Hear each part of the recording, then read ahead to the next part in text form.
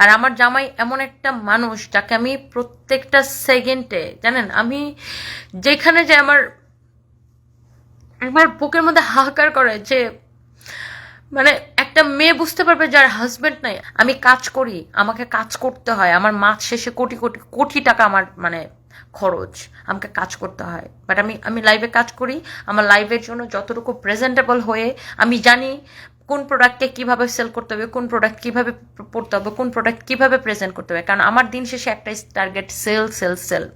কিন্তু আপনি আমার পুরনো ঘাতে আঘাত করছেন। দ্যাটস ওয়াই আমি আপনাকে চাকর বাকর ফকিন্নি যা যা বলছি এগুলো আপনি আমাকে বাধ্য করছেন বলাইতে। কারণ আমার তখন পুরনো ঘাটা কোনটা জানেন? আমার জামাই। আমার জামাইকে নিয়ে যে নোংরা স্ট্যাটাসটা দিছিলেন না, নোংরা কথাগুলো বলছিলেন না, আগের বার তো আমি কিচ্ছু বলি নাই। পুরনো ঘাতে আঘাত আঘাত করছেন, বুঝেন নাই? আর আমার জামাই এমন একটা মানুষ যাকে আমি প্রত্যেকটা সেকেন্ডে, জানেন, আমি যেখানে যে আমার আমার বুকের মধ্যে হাহাকার করে যে মানে একটা মেয়ে বুঝতে পারবে যার হাজবেন্ড নাই, মানে এমন একটা মানুষ।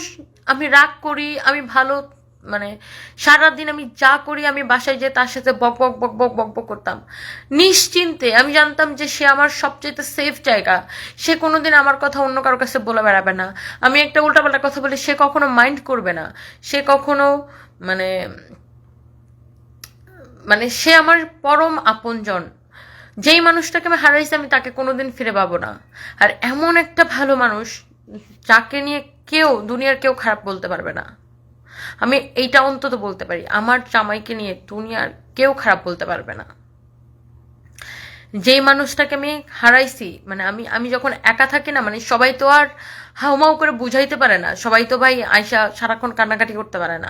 আমি তো পারি না। আমি যখনই একা একা থাকি মানে আমার জাস্ট কি বলবো, মানে আমার জাস্ট কলিজাটা বের হয়ে যায়। আমার কাছে মনে হয় আমি তো সারা জীবনের জন্য হারাই ফেললাম। আমি সারা জীবনও যদি চোখের পানি ফেলে মানে কাঁদতে কাঁদতে মরে যাই, এই মানুষটা আমার জীবনে ব্যাক করবে না।